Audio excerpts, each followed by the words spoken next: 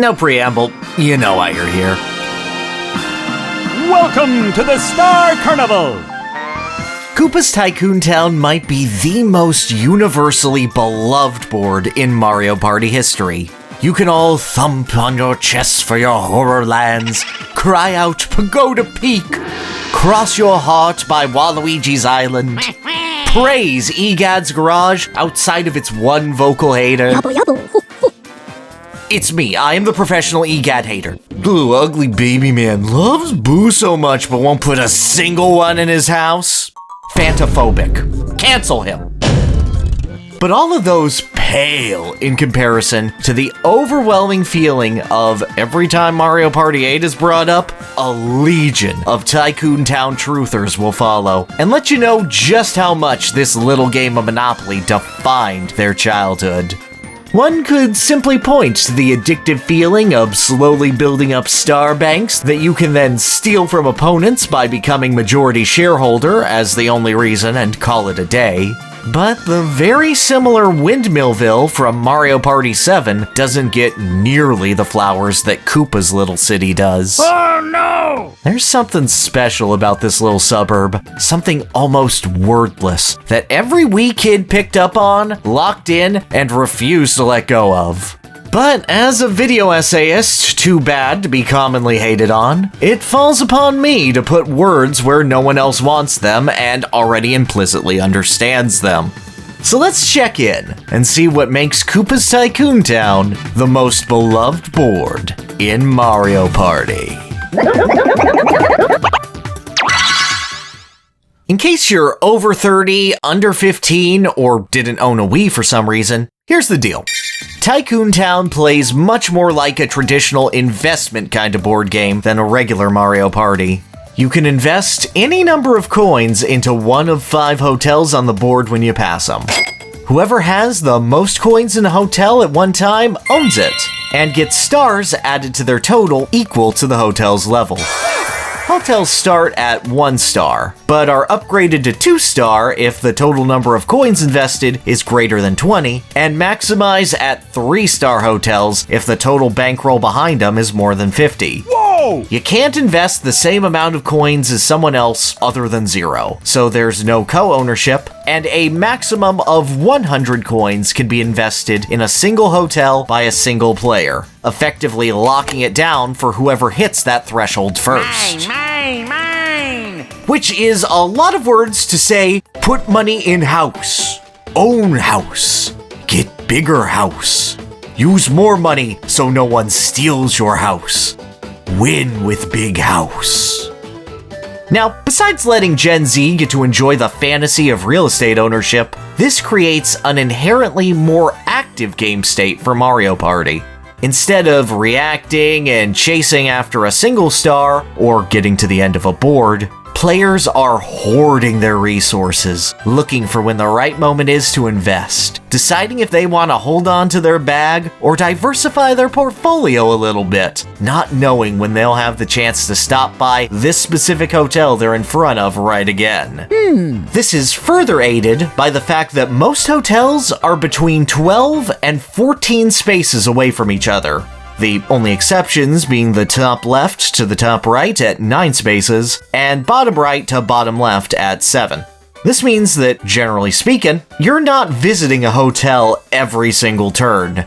Choosing to skip out on one means that you're not contributing to the star game for around 4 turns on average. You're constantly making a choice on whether you're engaging with the game or not all the time. It also makes the twice and thrice candy incredibly valuable for letting you get the double hotel visit in one turn. But enough to spend money on those candies instead of in hotels, potentially? What about other available candies, like Cash Zap or Bolo? To antagonize your opponents and keep them from being majority shareholders of the Shelated Resort. Tycoon Town is just the right size and values coins to such a degree that a dreaded dead turn, where you're just rolling dice and hoping you land on a space, is a lot rarer than your average Mario Party board. At all times, you are thinking of who has the most coins, where they're going to invest it, how you can counter it, and what you're going to do with your own stockpile. But the values don't stop there. Tycoon Town is also very cleverly laid out to make sure that you're always pushing that advantage. The board's first hotel is a mere 4 spaces away from the start. And that very same establishment is the only one players are guaranteed to pass by in every lap of the board. Which obviously makes it feel really good when you have a star on the board like turn 1. And equally as nice taking that star away just as quickly. Moreover, it is impossible to visit all 5 hotels in a single circuit due to how Tycoon Town's junctions are laid out. You can manage 4 visits, but you're always going to be skipping one of either the top left or center hotel each time. These simple junctions let players more carefully focus on certain hotels, choosing ones that could be less easily visited as strongholds, or keeping an investment in the back pocket of more commonly visited ones to cash into later. That's a debate every player has to have with themselves, and will probably change as they see other players' game plans roll out. This board's predecessor, Windmillville, did not take advantage of this at all, with every junction being an alternating one where you don't choose your path, you just hope you roll high enough to go the way you want and let fate determine what windmills you buy. Can I have something to eat? No. Tycoon Town is probably both the fastest board to allow you to take action and one that lets you pay off your decisions most consistently. Even boards like Horrorland with its Tubu Alley, or Spiny Desert's infinite cacti loop, or Neon Heights' constant array of chests and minigames don't allow for the sheer, consistent interactivity the Koopa's block allows for. Little decisions and bits of investment make the brain make the good chemicals, and Tycoon Town is a dang alchemist with how much it puts gold in players' brains. But a cool high concept only gets you so far. Just ask King Boo's Haunted Hideaway or Fair Square all about that. Is it wrong to hate on Fair Square? Do the GameCube kids still think that one's good? Like 70% of the board is a straight line where you do nothing, and...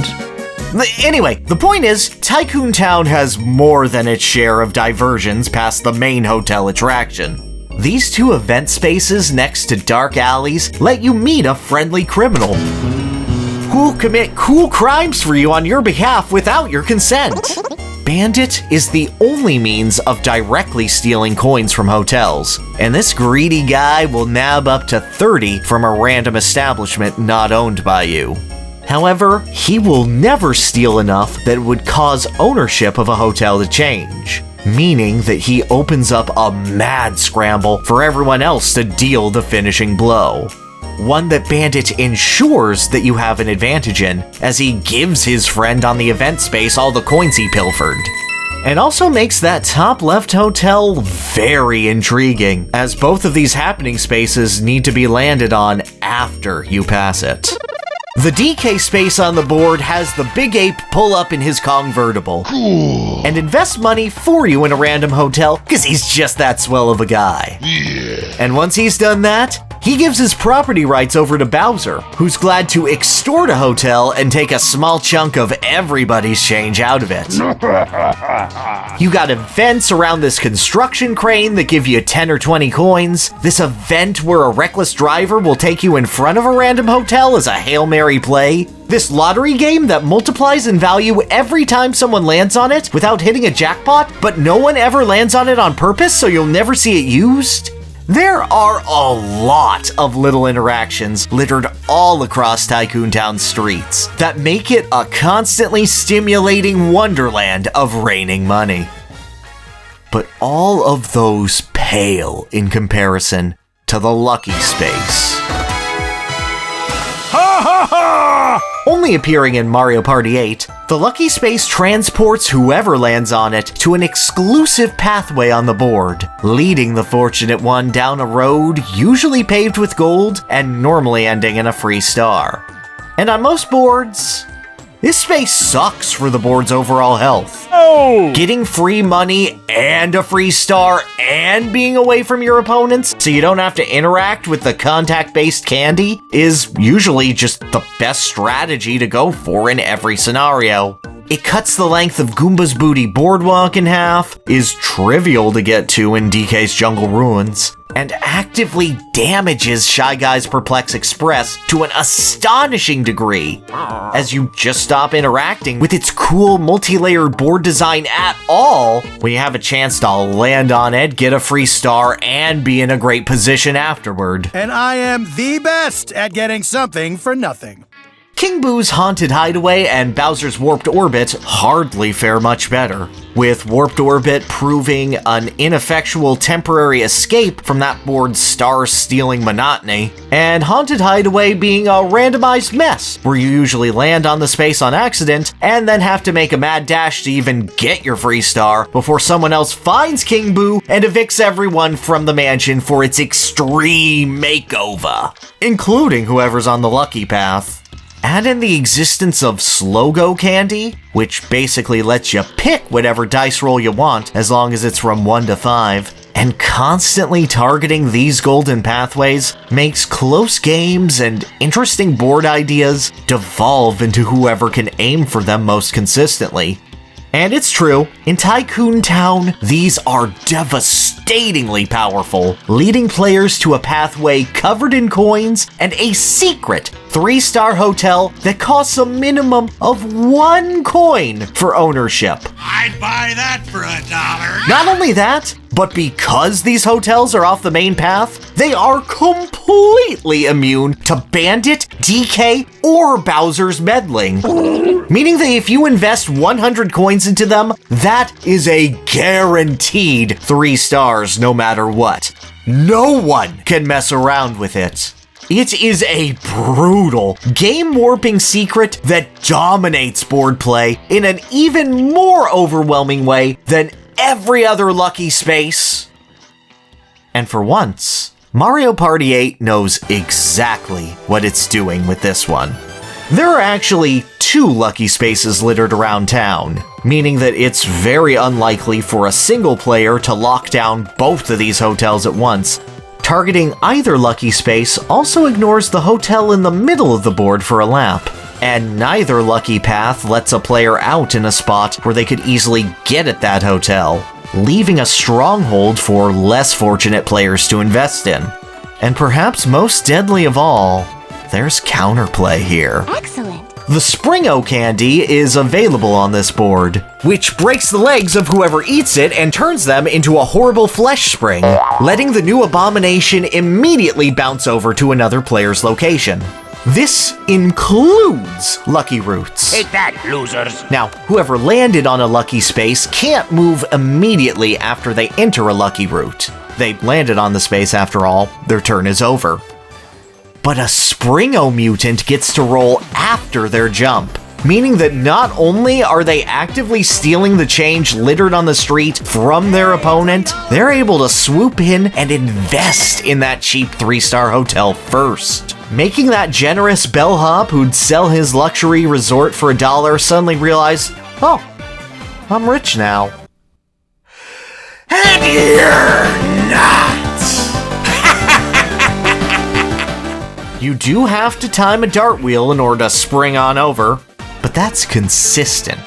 That's learnable. And the combination of the multiple routes of deciding between a Spring-O or a Slow-Go at shops to deter others or go on the offensive, or deciding if it's just worth investing in a regular hotel and twice candy so you got the capital to eventually go for the jugular on a secret hotel.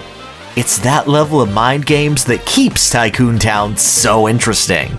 No other board in Mario Party gets quite as cutthroat, except maybe Castaway Bay, you should look at that. No other board creates as many micro decisions on every turn. No other board do you consciously set coin thresholds more important than how much a star steal costs or what the coin star lead is in games where that matters. You may have entered this town being thrilled that you could get a star for 1 coin. you leave it knowing that you've systematically and mathematically bought out the competition, and they simply couldn't handle the pressure. But hey, that's just good business, pal. Is Koopa's Tycoon Town an absolutely infallible board? No, of course not. It has pretty glaring flaws once you set it above, like, 25 turns. There are so many opportunities to get coins that lockdowns can become a real problem. You get enough candies that targeting those lucky spaces start to turn into the only thing that matters the longer a game goes. And star leads can get so high here that single bonus stars kinda stop mattering once all the hotels are worth 3.